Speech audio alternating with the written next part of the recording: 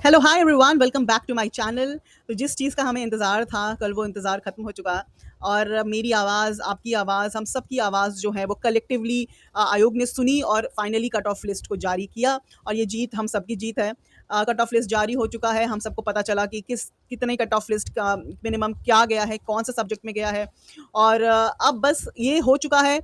अभी भी अगर किसी को कुछ भी डाउट है या फिर लगता है कि उनकी कट ऑफ लिस्ट जारी हो चुकी है, वो उस कट ऑफ लिस्ट के में आते भी हैं, उनसे ऊपर उनका अंक आया है, लेकिन फिर भी उनको इंटरव्यू के लिए कॉल नहीं आया और अभी भी वो कुछ इन्फॉर्मेशन नहीं आया है उनकी तरफ से, तो प्लीज़ अब मेल करें या फिर आप डायरेक्ट अगर पटना में हैं, बिहार में हैं, तो डायरेक्ट आयोग में जाएँ और अपनी अपील को करें। वो भी सुनेंगे वो और क्योंकि अब आपके पास एक प्रूफ़ है, कागज़ कट ऑफ की लिस्ट लेकर जाएँ, अपने एपीआई स्कोर के साथ जाएँ और सुना जाएगा, बिल्कुल सुना जाएगा। अब हमें क्या करना है, अब हमें टीचिंग डेमोन्स्ट्रेशन और इंटरव्यू की जम के तैयारी करनी है, जमकर, क्योंकि मैंने कहा ना कि ऐसे मौके जो हैं वो बार-बार नहीं मिलते हैं और इस मौके को हमें जितना हो सके we have to give our best. हमें बस बाकी चीज़ें जो हैं वो जो भी बाकी जो वेरिएबल्स हैं, हम वो वेरिएबल्स पे नहीं वर्क कर सकते कि क्या किसी का कोई पैरवी होगी या क्या होगा जो आप लोगों को कमेंट करे, इससे ये हमारे हाथ में नहीं है, ठीक है? हम क्या कर सकते हैं, हम बस यही कर सकते हैं कि हम अपनी मेहनत करके जाएँ, हम अपनी पूरी तैयारी करके जाएँ, जो हमारे हाथ में है। तो आज मैं उसी बारे में बात करूँगी जिस पर हम काम कर सकते हैं और फिलहाल हमें क्या करना है, हमें अपनी तैयारी को पूरी तरीके से कॉन्क्रीट रखना है, इंटैक्ट रखना है ताकि ये मौका जो है हमसे कोई ना ले सके। तो आइए, अभी तक मैंने जितने भी प्लेलिस्ट बनाए हैं, वो सारी प्लेलिस्ट आप लोगों ने बहुत हम मैं कह सकते हैं कि बहुत अच्छे से देखी है। मुझे बहुत खुशी मिल रही है कि मैंने जितने भी वीडियोज़ बनाए हैं, उन सबको आप लोगों ने बहुत अच्छे से देखा। उसने भी वो नहीं देखा है, प्लीज़ वो मेरी पूरी प्लेलिस्ट में जाए और सब कुछ teaching demonstration, interview, dress code, सब कुछ मैंने बहुत ही डिटेल्ड में बताया है। टीचिंग डेमोन्स्ट्रेशन के मैंने 2-3 पार्ट्स में वीडियोज़ बनाए हैं, ठीक वैसे ही इंटरव्यूज़ के भी मैंने 2-3 पार्ट्स में वीडियोज़ बनाए हैं, बहुत ही डिटेल तरीके से डेमोन्स्ट्रेशन देकर। तो जिन्होंने नहीं देखा है, प्लीज़ वो मेरे वीडियो को देखें। तो पहला जो इम्प्रेशन होता है, वो कहीं न कहीं आपकी बॉडी लैंग्वेज से ही क्रिएट होता है। तो सबसे पहला इम्प्रेशन है, रूम में एंटर करते ही क्रिएट होना शुरू हो जाता है, ठीक है? दरवाज़े को जेंटली नॉक करके अंदर आइएगा, जेंटली। हल्की सी स्माइल कीजिएगा और सीधा स्ट्रेट चलिएगा और क्लियरली कहिएगा, good morning sir, good morning ma'am, ठीक है? सिटिंग पोस्चर जो होगा, जो उसके बारे में मैं बता देती हूँ। बैठने का तरीका बहुत ही इम्पोर्टेंट होता है। कुर्सी के एज पर मत बैठिएगा। बिल्कुल ऐसा भी ना हो कि आप एकदम कुर्सी पे यूँ करके बैठे हों, जो कभी-कभी आदत हो जाती है, या फिर बिल्कुल सिकुड़ के बैठे हों। नहीं, आपका बैठने का तरीका बिल्कुल नॉर्मल होना चाहिए, ठीक है? धँस के भी नहीं बैठना है आपको, आराम से बैठना है और नॉर्मल होना चाहिए। रीढ़ की हड्डी सीधी होनी चाहिए आपकी, ठीक है? एटलीस्ट इतना कोशिश कीजिएगा जितने देर इंटरव्यू हो, आपका जो रीढ़ की हड्डी हो वो सीधी हो। शोल्डर्स को रिलैक्स रखिएगा, एकदम तन के भी नहीं, शोल्डर्स को रिलैक्स रखिएगा। ये पोस्चर जो है ना, वो कॉन्फिडेंस और मैच्योरिटी को दिखाता है। हैंड्स कहाँ होने चाहिए आपके? ये भी एक बहुत इंपॉर्टेंट क्वेश्चन है, क्योंकि हमारे जो हैंड्स है वो सबसे ज़्यादा हमारे नर्वसनेस को एक्सपोज़ करती है। कभी-कभी हम पेन टिक-टिक करने लगते हैं या फिर फाइल के पेजेस जो हैं उसको उलटने-पुलटने लगते हैं या फिंगर टैपिंग करने लगते हैं लाइक दिस। हमें इन सब से बचना है, ठीक है? हैंड्स जो हैं वो आपके लैप में होना चाहिए, यानी आपके लैप में, ठीक है? मैं उसका फ़ोटो आप देख सकते होंगे। Hand should be on your lap, always remember, always. Eye contact जो है वो कॉन्फिडेंस का लैंग्वेज होता है, आई कॉन्टैक्ट, ठीक है?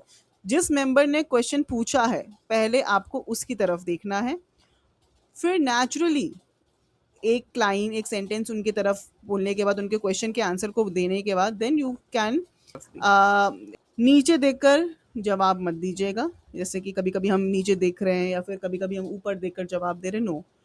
कोशिश कीजिएगा, जिन्होंने क्वेश्चन पूछा है, क्वेश्चन पूछने वाले से आपकी आंसर स्टार्ट होने चाहिए, फिर दूसरे पैनल्स को भी देखकर वापस जिसने क्वेश्चन पूछा है वहाँ पर आप आपका आंसर देने का जब खत्म होता है, तो वापस आप उन जो इन्होंने क्वेश्चन पूछा है, ओरिजिनेटर जो है क्वेश्चन के, वापस उन तक अपना आई कॉन्टैक्ट रखिए। ऑलराइट, नाउ स्माइल, अब इसके बारे में बात करते हैं। तो प्रोफ़ेसर जो है ना, असिस्टेंट प्रोफ़ेसर, वो हमेशा अप्रोचेबल लगने चाहिए। अब इसका मतलब ये नहीं है कि आप फ़ेक सी स्माइल दें वहाँ पर, ठीक है? नेचुरल स्माइल को रखिएगा, फेक स्माइल नहीं। हर बात पे स्माइल नहीं देना है, दोनों अवॉइड कीजिएगा। बहुत सीरियस रहने की भी कोशिश मत कीजिएगा, वो भी अवॉइड कीजिएगा, और हमेशा स्माइल करते रहना भी नहीं है। You should be like you a simple sober C smile whenever it feels like you are answering some question, but हमेशा नहीं, हर जगह वो स्माइल नहीं, मतलब नेचुरल सी स्माइल होनी चाहिए जहाँ पे लगे कि वो नेचुरल आ रही है। तो नाउ नेक्स्ट, ठीक है, यू शुड घड़ी नहीं देखना है आपको कि आपका इंटरव्यू कब खत्म हो जाए, तो ये लैक ऑफ इंटरेस्ट दिखाता है। तो आप अवॉइड कीजिएगा कि आप अपना वॉच का टाइम देख रहे हो उस टाइम पे, या फिर आप कोशिश कर रहे हैं कि आप ऊपर की घड़ी अगर लगी हुई हो तो वो देख रहे हो।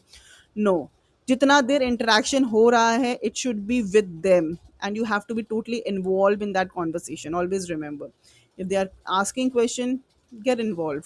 आपको इधर उधर ये सब कुछ करने की जरूरत नहीं है। Even if they are talking to each other, वो कुछ डिस्कस कर रहे हैं आपस में, तो भी आप उनकी तरफ ही देखिए। अच्छा, एक और चीज़ हमेशा ध्यान रखिएगा, आर्म्स को क्रॉस कर मत करके बैठिएगा। It should not be like this, ऐसे नहीं।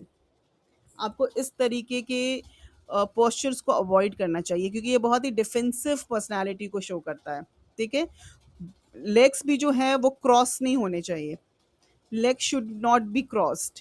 ये सब बहुत ही डिफेंसिव पर्सनैलिटीज़ को शो करता है, तो you should avoid crossing your legs और क्रॉसिंग योर आर्म्स।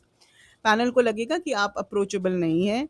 और चलिए अब आगे बढ़ते हैं हम अगले पॉइंटर्स की तरफ। एक चीज़ का ध्यान रखिएगा कि जब आप आंसर्स को एक्सप्लेन कर रहे हो, ठीक है, तो नेचुरल जेस्चर्स को रखने की वहाँ पर कोशिश कीजिएगा।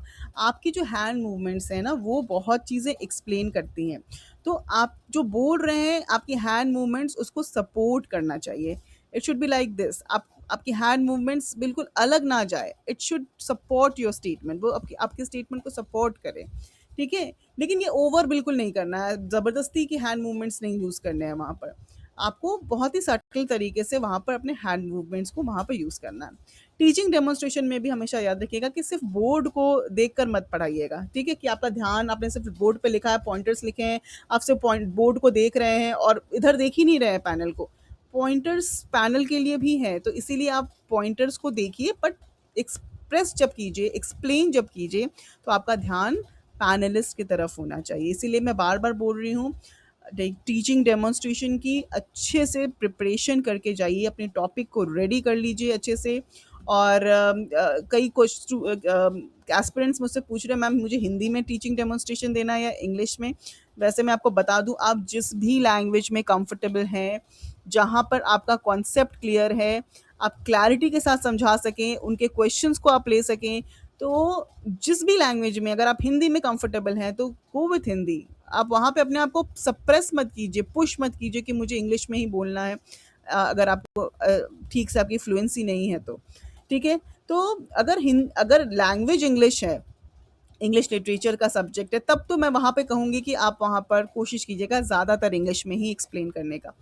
और अगर बाकी सब्जेक्ट्स हैं तो हिंदी चलेगा, लेकिन टर्म्स जो हैं वो हिंदी इंग्लिश दोनों को, बाइलिंगुअल जिसको हम कहते हैं, आप वहाँ पर वैसे यूज़ कर सकते हैं। पैनल की तरफ जो है, आपका जो मेन है कि आपको पैनल की तरफ मुड़ के देखना है, मुड़ के बोलना है। और इसके अलावा आपकी जो बॉडी और आपका जो कह सकते हैं वॉइस है, उसका वो सिंक्रोनाइज़ होना चाहिए। आप जो बोल रहे हैं, मैं टीचिंग को लेकर, जैसे कि मैं टीचिंग को लेकर बहुत पैशनेट हूँ, ये आपका स्टेटमेंट है। तो ये आपका फेस एक्सप्रेशन बिल्कुल ब्लैंक सा है कि यस, मैं टीचिंग को लेके बहुत पैशनेट हूँ। लेकिन आपका फेस नहीं बता रहा है कि आप टीचिंग को लेकर पैशनेट हैं, राइट? तो पैनल कैसे बिलीव करेगी? तो आपका जो बॉडी लैंग्वेज है, आपके वर्ड्स को सपोर्ट करना चाहिए। अब ये भी नहीं होना चाहिए कि मैं टीचिंग को लेके बहुत पैशनेट हूँ। नहीं, ऐसा भी नहीं। यस, मैं टीचिंग को लेकर बहुत पैशनेट हूँ। I am very passionate towards teaching. तो हल्की सी स्माइल और आपके हेड नोड्स और आपके hand movement, it should synchronise with each other. वैसे it's not a one day process, इसके लिए थोड़ी कह सकते हैं अच्छी सी प्रैक्टिस चाहिए, जो अभी आप हर दिन कीजिए। मैं कह रही हूँ बार बार, जस्ट रिकॉर्ड योर सेल्फ। अगर आपका कोई फ्रेंड है तो उसको कहिए कि वो आपको रिकॉर्ड करे, या फिर आप किसी ट्राईपॉड की मदद से अपने आप को रिकॉर्ड करें, और फिर उसको खुद से देखिए, और देखिए कि आपने वहाँ पर क्या मिस्टेक्स किया है और क्या गलतियाँ की हैं। अब एंड जब करते हैं हम इंटरव्यू का, तो फिर इंटरव्यू के बाद थैंक यू बोलिए। अब ऐसा भी नहीं है कि ख़त्म हुआ तो फिर बस आपने क्लोज़ कर दिया और आप निकल गए। Thank you so much sir, thank you ma'am, जो भी वहाँ बैठे हैं। और चे या फिर आपने इंटरव्यू भी दिया, तो आपने सबको थैंक यू कहा। चेयर को जो है वो क्वाइटली एडजस्ट कीजिएगा, ऐसा भी नहीं कि आपने चेयर को थोड़ा ड्रैग किया है, पीछे लेकर गए हैं और उसको वैसे ही छोड़ दीजिएगा, नहीं। उठने के बाद चेयर को उसकी जगह पे प्लेस ज़रूर कीजिएगा, ये दिखाता है कि आप डिसिप्लिन्ड हैं। और स्माइल के साथ जो है वहाँ से आपको रूम से बाहर निकलना है after greeting them, thank you sir, thank you ma'am, and then फिर स्माइल के साथ आपको वहाँ पर निकलना है।